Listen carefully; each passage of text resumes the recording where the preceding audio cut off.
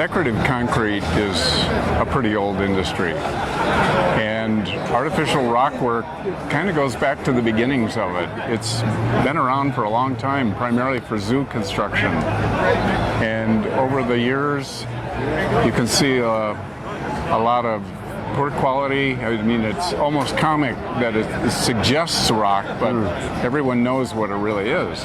And then occasionally you see work that's high art. It's got very great craftsmanship involved, and that's a part of what hooked you, right?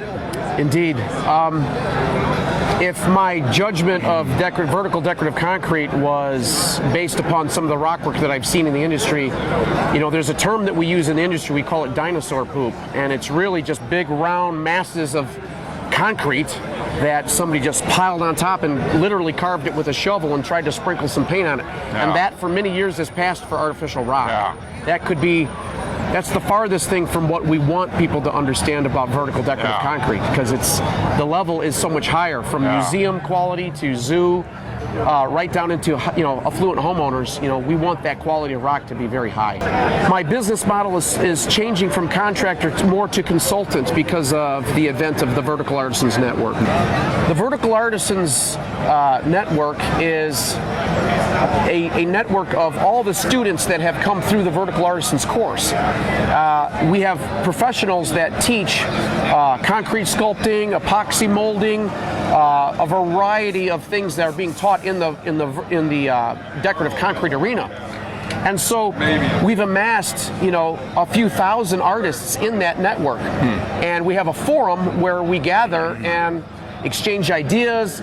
It's always interesting to see how foreign countries, people from like Beijing, China, or Australia, or France, or even Italy, they take these courses and then they interact with one another. We get to see their culture affecting, their marketplace with decorative concrete, and it's really cool to see the methods and the principles and the techniques that are being taught with their particular ethnic flair. Rock work is not just only zoo stuff anymore. Where's it being used these days?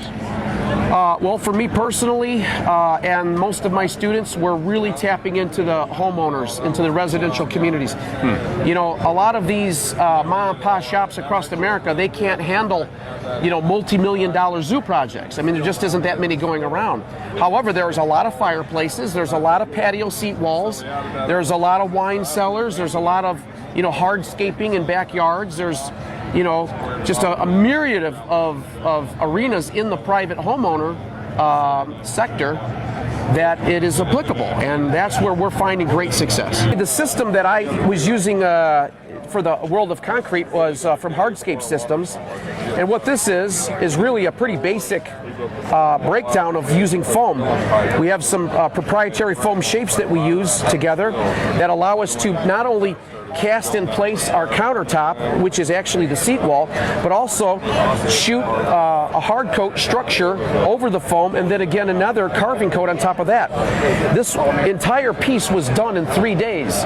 The first day was the structure, the second day was the sculpting, and the third day was the faux finishing, or the staining and the painting process. And so this is one of the systems that I use, and I teach contractors so that they can basically boil it down to a purchase and prosper product.